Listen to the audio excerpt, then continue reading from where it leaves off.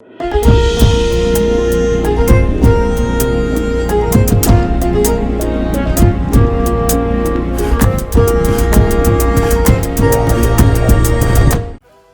ጤና ይስጥልን የተከበራችሁ የፈታ ዴይሊ ቤተሰቦች የሰዓቱን መረጃ ይዘን ተገኝተናል። እንደተለመደው አንኳር ጉዳዮችን በቅድሚያ በማስተዋወቅ ወደ ዝርዝሩ እናልፋለን።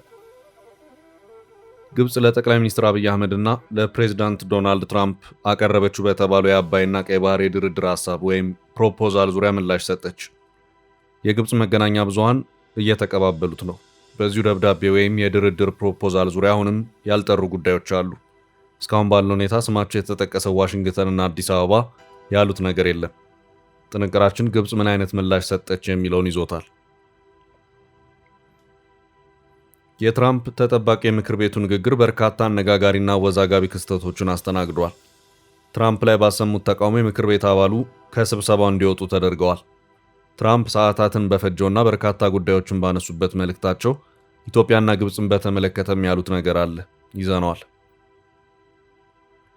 ኤርትራ ወቅታዊ ዓለም አቀፍ ስርዓት በከባድ ፈተናና ማዕበል ውስጥ ወድቋል ስትል ተቃውሞ አሰምታለች። በጄኔቫ የዲፕሎማሲው መድረክ የኤርትራ የተቃውሞ ድምፅ ተስተጋብቷል። ኤርትራ በውጭ ጉዳይ ሚኒስትሯ በኩል ብርቱ ተቃውሞ ያሰማችበትን መግለጫ የጥንቅራችን አካል አድርገነዋል። የብሔራዊ መረጃና ደህንነት አገልግሎት የህወሓት ኃይል የገንዘብ ምንጭ የህገ ወጥ የሰዎች ዝውውር ስለመሆኑ ገለጸ። ቡድኑ ከህገ ወጥ የወንጀል ኔትወርክ ከአንድ ግለሰብ ብቻ እስከ $4500 ገቢ እንደሚያገኝ ተነግሯል። የታጠቁ ቡድኖች እንደሚታሰብ ከውጭ ኃይሎች ከሚሰበሰብ ገንዘብ ይልቅ በአገር ውስጥ ህገወጥና የወንጀል ንግድ ላይ የተመሰረተ ገቢ እንዳላቸው ጥናት አመልክቷል። የደህንነቱን መረጃ የምንመለከት ይሆናል። የእስራኤሉ ፕሬዝዳንት አይዛክ ሄርዞግ በዛሬው ዕለት ረፋዱ ላይ ለጉብኝት አዲስ አበባ መግባታቸውን የተመለከተ አጠር ያለ መረጃ አካተናል። በአማራ ክልል በደብረ ታቦር ከተማ ውስጥ በመንግስት ኃይሎችና በፋኖ ታጣቂዎች መካከል ቅርብ ጊዜ ግጭት መፈጠሩ ይታወሳል። በጊዜ የተፈጠረው ግጭት በከተማው ታይቶ የማይታወቅ የመንግስት ተቋማት ውድመት ማድረሱን የቢቢሲ ዘገባ አመልክቷል። ውድመቱን የተመለከተ ዝርዝር መረጃ እያይዘናል።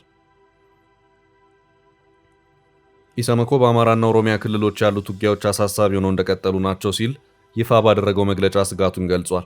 ኢሰመኮ በግጭት ቀጠናዎች ውስጥ ምርመራ ለማድረግና ተጎጂዎችን ለመርዳት ያለው የጸጥታ ሁኔታ አሁንም አሳሳቢ ነው ብሏል። ዝርዝር መረጃውን እናደርሳለን። የሶማሌላንድ የሀገር ውስጥ ደህንነት በእስራኤል እውቅና ጉዳይ ከሞቃዲሾ የተደገሰብንን ሴራ ከሸፍን፣ ኔትወርክ በጣጠስን ማለቱን ከጥንቅራችን ይሰማሉ። እስከ ፍጻሜው አብራችሁን ቆዩ። የምንለቃቸው ዕለታዊ ትኩስ ዜናዎች እንዲደርሷችሁ ላይክ፣ ሼር፣ ሰብስክራይብ ማድረግ እንዳትረሱ። በተደጋጋሚ ገንብቶ በማስረከብ በደንበኞቹ የተመሰከረለት ዳኮርድ ሪል ስቴት አሁን ደግሞ በመሃል አዲስ አበባ ጀሞ አንድ የሚገኘው ሳይት ላይ ግንባታ ሂደታቸው 40% የደረሱ በአንድ ዓመት ብቻ የሚረከቧቸውን አፓርትመንቶች ከ70/30 የባንክ ብድር ጋር አቀረበላችሁ። ባለ 1 መኝታ 80 ካሬ፣ ባለ 2 መኝታ 110 እና 118 ካሬ ከ623200 ብር ቅድመ ክፍያ ጀምሮ እስከ 1 ሚሊዮን ብር ከሚደርስ ልዩ ቅናሽ ጋር ይዞላችሁ ቀርቧል። ለበለጠ መረጃ 0911 057674 ወይም 0926930578 ይደውሉ። ዳኮርድ በልዩነት የተገነባ።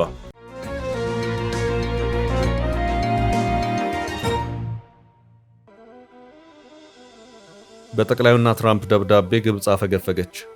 ግብጽ ለጠቅላይ ሚኒስትር አብይ አህመድና ለፕሬዝዳንት ዶናልድ ትራምፕ አቀረበችው በተባለው የአባይና ቀይ ባህር ድርድር ሐሳብ ወይም ፕሮፖዛል ዙሪያ ምላሽ ሰጠች። የማፈግፈግ ሁኔታዎች ታይተዋል። መሰረቱን የተባበሩት አረብ ኤሚሬትስ ያደረገው ዘናሽናል ድረገጽ ሰሞኑን ባሰራጨው አንድ ዘገባው ኢትዮጵያ ከህዳሴው ግድብ ድርድር ጋር በተያያዘ ያላትን የከረረ አቋም ካለዘበች ግብጽም ኢትዮጵያ በቀይ ባህር በኩል መውጫ ለማግኘት የምታደርገውን ጥረት ድጋፍ የምትሰጥበት ሁኔታ ይኖራል ሲልም ነበር መረጃውን ያሰራጨው። የካይሮ ምንጭም በዋቢነት ጠቅሶ መረጃውን ያሰራጨው ዘናሽናል ኢትዮጵያ ይህንኑ የግብጽን የድርድር ፕሮፖዛል የማትቀበል ከሆነ ሀገሪቱ በቀይ ባህርና በኢትዮጵያ ጎረቤት ሀገራት ያላትን አቅምና ግንኙነቶች በመጠቀም ከፍተኛ ጫና ለማሳደር እንዳሰበችም ስማቸው ያልተጠቀሰ የካይሮ ምንጭን በመጥቀስ መረጃውን ያሰራጨበት ሁኔታ ነበር። ይህ መረጃ በተለይ በትላንትናው ዕለት በሰፊ ቅብብሎሽ ማግኘቱን ተከትሎ ከትላንት ምሽት ጀምሮ ደግሞ የግብጽ ሚዲያዎች ነገር ወዲህ ነው በሚል በሌላ መረጃ ብቅ ብለዋል። አዲሱን የግብጽ መረጃ በተመለከተ ካሰራጩት የሀገሪቱ ሚዲያዎች መካከል አንዱ የሆነው አህራም ኦንላይን በዚሁ መረጃ ዙሪያ ግብጽ የማውቀው የለም ብላለች። ይህንኑ ዘናሽናል ያሰራጨውን መረጃ በተመለከተ አስተባበሉ የተባሉት ስማቸው ያልተጠቀሰ የግብጽ ባለስልጣን ናቸው። በይፋ ለተሰራጨው መረጃ ግብጽ ይፋዊ በሆነ መልኩ ለምን ማስተባበያ ከመስጠት ይልቅ ስማቸው ባልተገለጸ ባለስልጣናው በኩል ማስተባበል እንደፈለገች ግን ግልጽ አይደለም። ይህንኑ መረጃውን አስተባበሉ የተባሉትና ስማቸው ያልተጠቀሱት ባለስልጣን መረጃው ሐሰት ነው። የአባይን ውሃ በተመለከተ የግብፅ አቋም ያው ነው። ይህም የተናጠል የግድብ የውሃ ሙሌትን የሚቃወምና በዓለም አቀፍ ሕግጋት መሰረት የግብፅ የውሃ ድርሻን ማስጠበቅ ላይ መሰረት ያደረገ ነው። ከዚህ ውጭ ቀይ ባህርን በተመለከተ ደግሞ ጉዳዩ የሚመለከተው የባህሩን ተጋሪ ሀገራት ይሆናል። ቀይ ባህር ስትራቴጂክ ኮሪደር በመሆኑ ከሀገራቱ ብሔራዊ ደህንነት ጋር የተቆራኘ ነው። ይህም በመሆኑ የትኛውም የቀይ ባህር ተጋሪ ሀገር ቀይ ባህርን በተመለከተ በግሉ የሚያደርገው የተናጠል ስምምነት አይኖርም በማለት አጥብቀው ማስተባበላቸውን የአህራም ኦንላይን ዘገባ አመላክቷል። በዚሁ ዘገባ ዙሪያ በግብፅ ተልኳል የተባለው ደብዳቤ መዳረሻ ናቸው የተባሉት ኢትዮጵያም ሆነች አሜሪካ ያሉት ነገር የለም። ግብፅን ብትሆን ለምን በይፋዊ መንገድ መረጃውን በቀጥታ በባለስልጣኖቿ በኩል ማስተባበልን አልፈለገችም የሚለው ጉዳይ በራሱ አነጋጋሪ ሆኗል።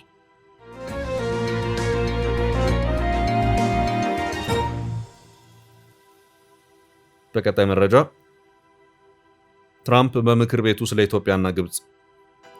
የትራምፕ ተጠባቂ የምክር ቤቱ ንግግር በርካታ አነጋጋሪና አወዛጋቢ ክስተቶችን አስተናግዷል። ትራምፕ ላይ ባሰሙት ተቃውሞ የምክር ቤቱ አባል ከስብሰባው እንዲወጡ ተደርገዋል። ትራምፕ ሰዓታትን በፈጀውና በርካታ ጉዳዮችን ባነሱበት መልእክታቸው ኢትዮጵያና ግብፅን በተመለከተም ያሉት ነገር አለ። ትራምፕ ትላንት ምሽቱን ባደረጉት የስቴት ኦፍ ዩኒየን ንግግራቸው አሜሪካ ተመልሳለች ሲሉ ተናግረዋል። ስቴት ኦፍ ዩኒየን የአሜሪካ ፕሬዝዳንት በየዓመቱ ለኮንግረሱ ለሕግ አውጪው አካል የሚያቀርቡት የሀገሪቱ ወቅታዊ ሪፖርት ነው።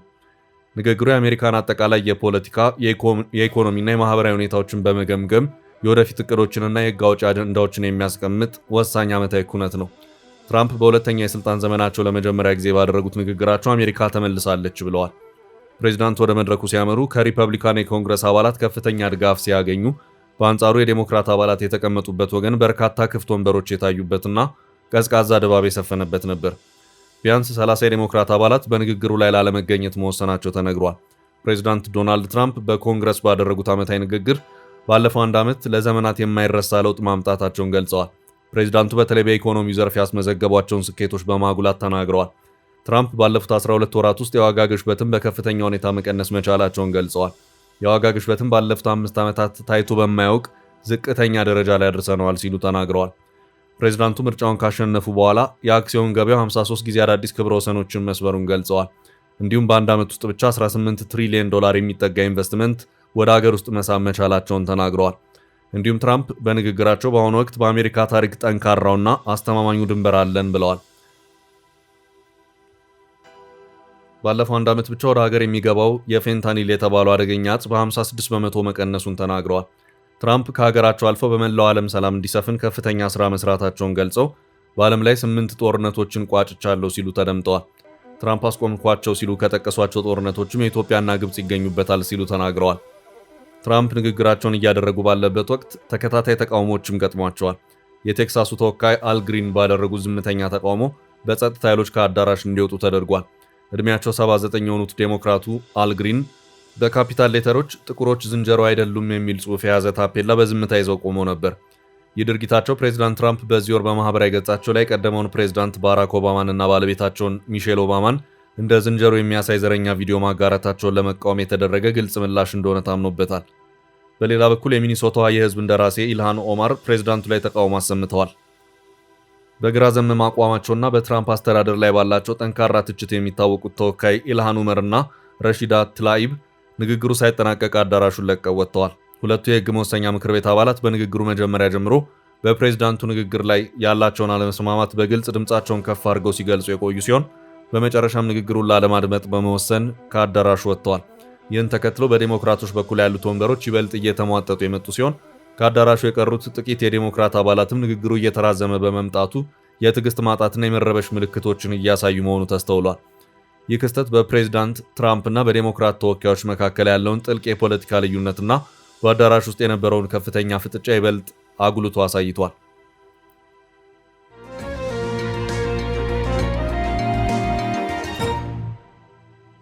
ወደ ቀጣይ መረጃ አለፍን። ኢሳያስ ከባድ ማስጠንቀቂያ ሰጡ። ኤርትራ ወቅታዊ ዓለም አቀፍ ስርዓት በከባድ ፈተናና ማዕበል ውስጥ ወድቋል ስትል ተቃውሞ አሰምታለች። በጄኔቫ የዲፕሎማሲው መድረክ የኤርትራ የተቃውሞ ድምፅ ተስተጋብቷል። በስዊዘርላንድ ጄኔቫ እየተካሄደ ባለው 61ኛ የተባበሩት መንግስታት የሰብአዊ መብቶች ምክር ቤት ከፍተኛ ጉባኤ ላይ የኤርትራ መንግስት በውጭ ጉዳይ ሚኒስትሩ ኡስማን ሳላህ በኩል ዓለም አቀፉን ማህበረሰብ ያስደነገጠና በጥልቀት ያሳሰበ ጠንካራ መልእክት አስተላልፏል። ሚኒስትር ኡስማን ሳላህ በንግግራቸው እንዳሰመሩበት የሀገራትን ሉዓላዊነትና የግዛት አንድነት በጠራራ ፀሐይ በመጣስ የሚካሄዱት አስከፊ ጦርነቶች የተባበሩት መንግስታት ድርጅት ቻርተርን በግልጽ የሚጻረሩ ናቸው። ዓለም አቀፉ ማህበረሰብ ለጋራ ሰላምና ደህንነት የገባውን ቃል ኪዳን እያጠፈ ድርጅቱን በተሰጠው ተልዕኮ ልክ እየተንቀሳቀሰ አለመሆኑን በምሬት ገልጸዋል። ይህ ውድቀት የመነጨው በድርጅቱ ውስጥ ስር ከሰደዱ መዋቅራዊና ፖለቲካዊ ችግሮች ነው ሲሉ ሚኒስትሩ አጽንኦት ሰጥተዋል። የሰብአዊ መብቶች ምክር ቤት የተቋቋመበትን ክቡር ዓለም አቀፋዊ መርሆዎች ወደ ጎን በመተው ለጠባብ ፖለቲካዊ ፍላጎቶች ማሳኪያነት እየዋለ ነው ሲሉ ሚኒስትሩ ተችተዋል። የአደገኛ አካሄድ በአባል ሀገራት መካከል ሊኖር የሚገባውን መተማመን እየሸረሸረ ይገኛል። በዚህም አውድ ፕሬዝዳንት ኢሳያስ አፈወርቂ በቅርቡ የዓለም ሕዝቦች መሠረታዊ ፍላጎት በሰላምና በክብር መኖር እንዲሁም ከስራቸው ተገቢውን ጥቅም ማግኘት መሆኑን የገለጹበትን ንግግር ኦስማን ሳላህ በማስታወስ ምክር ቤቱ ይህንን የጋራ የሰው ልጅ ምኞት መሠረት አድርጎ እንዲሰራ ሲሉ አሳስበዋል። የኤርትራ ህልውና የህዝቦቿ የማይናወጥ የነጻነት ተጋድሎና የገዛ እጣ ፈንታቸውን በገዛ እጃቸው የመወሰን ውጤት መሆኑን ሚኒስትሩ አብራርተዋል። ኤርትራ ከነጻነት በኋላ የገጠሟትን ውስብስብ ተግዳሮቶች በጽናት የተሻገረችው በዚህ የማይበገር ጥንካሬዋ ነው። አሁንም ቢሆን ሀገሪቱ ራስን የቻለች የዜጎቿ የልማት መብትና መሠረታዊ ነጻነቶች የተከበሩባት ጠንካራ ሀገር ለመገንባት ያላትን የማያወላውል ቁርጠኝነት እናረጋግጣለን ብለዋል ኦስማን። ኤርትራ ከምክር ቤቱና ከአባል ሀገራቱ ጋር በጋራ መከባበርና በሉዓላዊነት ላይ የተመሰረተ እውነተኛና የረጅም ጊዜ ሽርክና ለመፍጠር ዝግጁ መሆኗን የገለጹት ሚኒስትር ኦስማን ሀገራቸው ለዓለም አቀፍ ትብብር፣ ለፍትህና ለሰው ልጅ ክብር መከበር የሚደረጉ ጥረቶችን በቅንነት እንደምትደግፍ ታረጋግጣለች ሲሉ ንግግራቸውን አጠቃለዋል።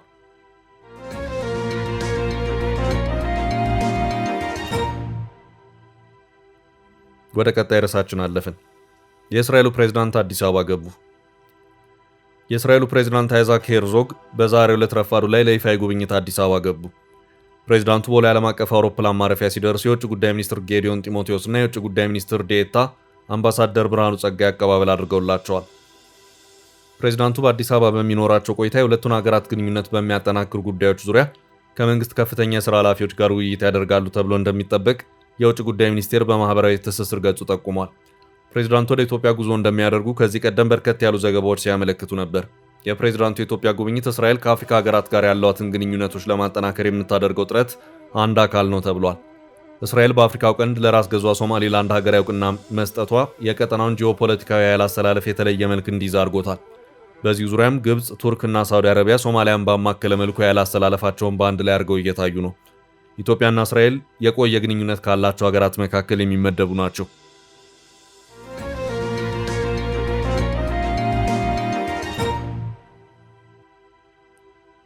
በቀጣይ መረጃችን ብሔራዊ ደህንነት ያጋለጠው የህወሓት የገንዘብ ምንጭ። የህወሓት የገንዘብ ምንጭ ህገወጥ የሰዎች ዝውውር ነው። ቡድኑ በአንድ ሰው $4000 በላይ ያገኛል። የብሔራዊ መረጃና ደህንነት አገልግሎት የህወሓት ኃይል የገንዘብ ምንጭ የህገወጥ የሰዎች ዝውውር ስለመሆኑ ገለጸ። ቡድኑ ከህገወጥ የወንጀል ኔትወርክ ከአንድ ግለሰብ ብቻ እስከ $4500 ገቢ እንደሚያገኝ ተነግሯል። የትጥቅ ፍላጎትና እንቅስቃሴውን በሀገር ውስጥ ህገወጥ ወንጀልና እንቅስቃሴ በኩል የሚሞላ መሆኑን የብሔራዊ መረጃና ደህንነት አገልግሎት የህገወጥ ንግድና የግብር መረጃ መመሪያ ኃላፊ አቶ ቦኔ አለማ ናቸው የተናገሩት። ህወሓትን ጨምሮ በሀገር ውስጥ ያሉ ታጣቂ ቡድኖች ለትጥቅ እንቅስቃሴያቸው የገቢ ምንጭ የሆናቸው ቀደም ብሎ እንደሚታሰበው ከውጭ የሚገኝና የሚሰበሰብ ገንዘብ ሳይሆን ህገወጥ የኮንትሮባንድ ንግድና መሰል ወንጀሎች ናቸው ተብሏል። ዳይሬክተሩ የፋኖ ኃይሎችም በዚህ ህገወጥ የንግድ እንቅስቃሴ ውስጥ መኖራቸውን ጠቅሰው ክንውኑ ድንበር ዘለልና በኤርትራ ውስጥ ባሉ ባለድርሻ አካላት የሚሳለጥ መሆኑን ገልጸዋል። ብሔራዊ ደህንነቱ ባደረገው ምርመራ በኤርትራውያን ዜጎች ስም የተከፈቱ አካውንቶችን እንደ ህወሓት ያሉ ቡድኖች እንደሚጠቀሙ ተመላክቷል። በአንድ የኤርትራ ዜጋ ስም ብቻ ከ26 በላይ የተለያዩ የባንክ አካውንቶች ተከፍተው ለከፍተኛ የገንዘብ ማሸሻያነትና ለኮንትሮባንድ ስራ ሲውል ነበር ዳይሬክተሩ ብለዋል። የፋይናንስ ስርዓቱ የቁጥጥር ድክመት እንዳለበት ነው ዳይሬክተሩ ያመኑት። በብሔራዊ ባንክ እይታ ስር የነበሩ ህገወጥ የገንዘብ ዝውውር ፈጻሚ ድርጅቶችና አካውንቶች መዘጋታቸውን አክለዋል። የብሔራዊ ደህንነቱ የፋይናንስ ስርዓት ተቆጣጣሪዎች አስቻይ የቴክኖሎጂ አቅምና ቁጥጥር እንዲኖራቸውም እየተጫኑ ስለመሆኑ ተነግሯል። እንደ ምሳሌ ድንበር የሚያቋርጡ የጭነት መኪኖች ጂፒኤስ መከታተያ ስርዓት ውስጥ እንዲገቡ ማስገደድ የሚለው ተቀምጧል። ይህ መረጃ ይፋ ነው የኢትዮጵያ ንግድና ዘርፍ ማህበራት ምክር ቤት ባለድርሻ አካላትን ያካተተ አራተኛውን ሀገር አቀፍ የጸረ ህገወጥ ንግድ ጉባኤ ባካሄደበት ወቅት ነው። በኢትዮጵያ የሚንቀሳቀሱ የጸረ ሰላምና የሽብር ኃይሎች ዋነኛ የገቢ ምንጭ ከውጭ ሀገር የሚላክ እርዳታ ሳይሆን በሀገር ውስጥ የሚካሄድ መጠነ ሰፊ የኮንትሮባንድ ንግድ መሆኑን የተገለጸው። በተለይም ራሱን ሸኔ ብሎ የሚጠራው ቡድን በወርቅ በሐሺሽና በነዳጅ ኮንትሮባንድ ላይ ከፍተኛ ተሳትፎ በማድረግ ራሱን እያደራጀ ይገኛል የተባለ ሲሆን በሌላ በኩል ፋኖ ተብሎ የሚጠሩት ኃይሎችም ከኮንትሮባንድ መስመር ጋር ጥብቅ ትስስር በመፍጠር ለትጥቅና ለደሞዝ የሚሆን ገንዘብ እንደሚያገኙ ተመልክቷል። እንደ አገልግሎቱ መረጃ እነዚህ ኃይሎች ዋና ዓላማ ሀገር መምራት ሳይሆን በሽብር ያገኙትን ጥሬ ገንዘብ በሂደት በህጋዊ ንግድ ስም ለመጠቀምና የግል ጥቅም ማካበት ላይ ያተኮረ ነው ተብሏል። በጉባኤው ላይ እንደተነሳው ሀገሪቱ ከፍተኛ ውጭ ምንዛሪ አውጥታ የምታስገባው ነዳጅ በደቡብ ኢትዮጵያ በኩል በከፍተኛ ሁኔታ ወደ ውጭ እንደሚወጣ ተረጋግጧል። የኢትዮጵያ ንግድና ዘርፍ ማህበራት ምክር ቤት ምክትል ፕሬዝዳንት አያናለም አባይነህ በበኩላቸው ህገወጥ ንግድ ከኢኮኖሚ ጉዳት ባለፈ ብሔራዊ ደህንነት ስጋት መሆኑን በመድረኩ አስረድተዋል። ምክር ቤቱ ህጋዊ ነጋዴዎችን ከውድድር ውጭ የሚያደርገውን የህገወጥ ተግባር ለማስቆም ከሚመለከታቸው የመንግስት ተቋማት ጋር ተቀናጅቶ እየሰራ መሆኑንም መግለጻቸውን የካፒታልና የብር ሜትሪክስ ዘገባዎች አመልክተዋል።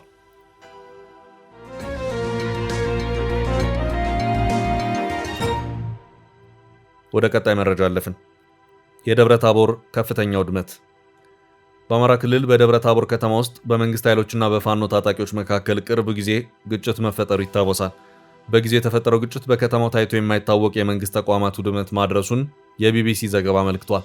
በከተማ በየካቲት በቀን 4 ከጠዋቱ 12 ሰዓት እስከ ቀኑ 10 ሰዓት ገደማ በዘለቀው ግጭት ውስጥ ከቀበሌ አስተዳደር ጽሕፈት ቤቶች እስከ ዞን መምሪያዎች ድረስ 20 የሚደርሱ ተቋማትና ተሽከርካሪዎች መውደማቸውን ማረጋገጥ መቻሉን የዜና ምንጩ ዘግቧል። ከአማራ ክልል ዋና ከተማ ባህር ዳር 100 ኪሎ ሜትር ገደማ ርቀት ላይ በሚገኘው በደቡብ ጎንደር ዞን ከጥር መጨረሻ አንስቶ በፋኖ ታጣቂዎችና በመንግስት ኃይሎች መካከል ከባድ ውጊያ ሲደረግ እንደነበር ነዋሪዎች ገልጸዋል። የፋኖ ኃይሎች በበኩላቸው በአካባቢው ጠንካራ ጥቃቶችን ፈጽመው ወረዳዎችን ከመንግስት ኃይሎች በማስለቀቅ መቆጣጠራቸውን አስታውቀው ነበር። ከዚህ ጋር በተያያዘ የፋኖ ታጣቂዎች የደቡብ ጎንደር ዞን ዋና ከተማ የሆነችውን ደብረ ታቦር ከተማን ለመቆጣጠር የካቲት 4 ቀን 2018 ዓ.ም ማለዳ ጥቃት መክፈታቸውን ነዋሪዎች በጊዜው ገልጸው ነበር። በዕለቱ ከንጋት አንስቶ ታጣቂዎቹ በከፈቱት ጥቃት ከሁለቱም ወገን የደረሰውን ጉዳት በተመለከተ እስካሁን የወጣ ይፋዊ አሃዝ ባይኖርም በከተማዋ ባሉ ተቋማት ላይ ሰፊ ቁሳዊ ውድመት ማድረሱን ቢቢሲ ከተለያዩ አካላት ያሰባሰባቸው መረጃዎች እንዳረጋገጡ ዘግቧል። የዓይን ምስክሮች በሰጡት መረጃ በከተማዋ ዳርቻ ላይ የሚገኙ ተቋማት ቀኑን ሙሉ ሲቃጠሉ እንደነበር ተገልጿል። 2 ፖሊስ ጣቢያዎችን ጨምሮ 5 የመንግስት ተቋማት ሙሉ ለሙሉ አመድ ሆነው መውደማቸውን ነዋሪዎች ተናግረዋል። ቢቢሲና ከሌሎች ነዋሪዎችና ከከተማው አስተዳደር ባገኘው መረጃ በ4 የመንግስት መዋቅር ስር የሚገኙ ተቋማት አምቡላንሶች፣ ተሽከርካሪዎች፣ ማሽኖችና ሰነዶችን ጨምሮ የቢሮ መገልገያ ቁሳቁሶች የቃጠሎ ሰለባ መሆናቸውን ዘግቧል። የደቡብ ጎንደር ዞን ለወረዳዎች የሚከፋፈል መድኃኒት ማከማቻ ያለውን የጤና መምሪያና በጣሊያን የወረራ ጊዜ የተገነቡ የዞኑ መሬት ሲቪል ሰርቪስና ፖሊስ መምሪያዎችን ጨምሮ 6 ቢሮዎች መቃጠላቸውን እማኞች ተናግረዋል። አንድ ግቢ ውስጥ የድሮ ከንቲባ ቢሮ ተብሎ በሚጠራ ስፍራ የሚገኙ የደብረ ታቦር ከተማ አስተዳደር 6 ቢሮዎች እንዲሁም የገብርዬ ክፍለ ከተማ ፖሊስ ጣቢያን ጨምሮ 2 የአስተዳደር ጽሕፈት ቤቶች መቃጠላቸውን ምንጮች ገልጸዋል። ደብረ ታቦር በዙሪያ ያሉ ቀበሌዎችን በወረዳነት ያቀፈው የፋርጣ ወረዳ ዋና መቀመጫ ስትሆን የዚህ ወረዳ ፖሊስ ጣቢያና ገቢዎች ቢሮን ጨምሮ በአጠቃላይ 4 ተቋማትና በርካታ ተሽከርካሪዎች መውደማቸውን ቢቢሲ መረዳቱን ዘግቧል። በዚህ ወረዳ ዙሪያ የሚገኙ የግለሰብ ቤቶችን መቃጠላቸውን ነዋሪዎች ሲናገሩ የከተማዋ ከንቲባ አቶ ደሴ መኮንን 4 የግለሰብ ቤቶች መቃጠላቸውን አረጋግጠዋል። አንድ ነዋሪ ማንነታቸውን መግለጽ ያልፈለጓቸው የመንግስት የሥራ ኃላፊ የመኖሪያ ቤት እንዲሁም የዞን አመራሮች መጠለያ የተባለ እንግዳ ማረፊያ መቃጠሉን ጠቁመዋል። የደብረ ታቦር ከተማ ከንቲባ አቶ ደሴ ውድመቱን አሳዛኝና የማይጠበቅ ብለውታል። ለደብረ ታቦር ውድመት ሁለቱም ተፋላሚ ወገኖች እርስ በርስ እየተወነጃጀሉ እንደሚገኙ ሲገለጽ ቃጠሎውም ሆነ ተብሎ የተፈጸመ ይሁን በማን ተፈጸመ የሚለውን በገለልተኝነት ማረጋገጥ አለመቻሉን ዘገባው አክለዋል።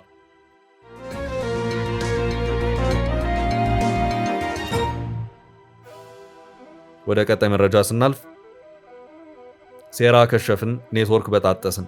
ሶማሊላንድ የሶማሊላንድ ባለስልጣናት በሞቃዲሾ መንግስት የተጠነሰሰ ሴራና ቡድንን ማክሸፋቸውን ገለጹ። የእስራኤል ዕውቅናን ለማጠልሸትና በሂደቱ አሉታዊ እክል ለመፍጠር የሶማሊያ መንግስት ያደራጀውና የደገፈውን ኃይል አግኝቼ በታትኛለሁ ስትል ነው ሶማሊላንድ የገለጸችው። የሶማሊላንድ የሀገር ውስጥ ደህንነት ሚኒስትር አብዳሌ መሐመድ አረብ ሀርጌሳ ላይ በነበረ አንድ ኮንፈረንስ ላይ ባደረጉት ንግግር በቪላ ሶማሊያ የሚደገፍ ቡድንና ሴራን ማክሸፍ መቻሉን ገልጸዋል። በሶማሊላንድ ውስጥ የሚገኙ ግለሰብና ቡድኖችን በመጠቀም ሶማሊያ ዕውቅናውን የሚያጨናግፍ ሴራ ተግብራለች ሲሉም ከሰዋል። የጸጥታ ኃይሎች በርካታ ግለሰቦችን ማሰሩንም ገልጸዋል። ማህበረሰባችንን በዕውቅናው ጉዳይ ለመከፋፈል በሶማሊያ መንግስት ፈንድ የተደረጉ ቡድኖች ናቸው ሲሉም አብራርተዋል። ዕውቅናው ጠላት አምጥቶብናል፣ ለጠላት አንተኛም ሲሉ ተሰምተዋል። የሶማሌላንድ የህዝብ ተወካዮች ምክር ቤት ዕውቅናውን የሚቃወም ማንኛውም ዜጋ ላይ ህጋዊ እርምጃ እንዲወሰድ የሚያስችልና የዕውቅና ተቃውሞውን ህገወጥ የሚያደርግ ረቂቅ እየተዘጋጀ መሆኑንም አክለው ገልጸዋል። በሶማሊያ መንግስት ይደገፋሉ፣ ዕውቅናውን ለመቃረን እየሰሩ ነው ተብለው ከታሰሩ ግለሰቦች መካከል የታወቁ የሃይማኖት መሪዎች፣ ወጣት አክቲቪስቶች እንዲሁም የማህበራዊ ሚዲያ ታዋቂ ግለሰቦች እንደሚገኙበት ዘገባው አመልክቷል።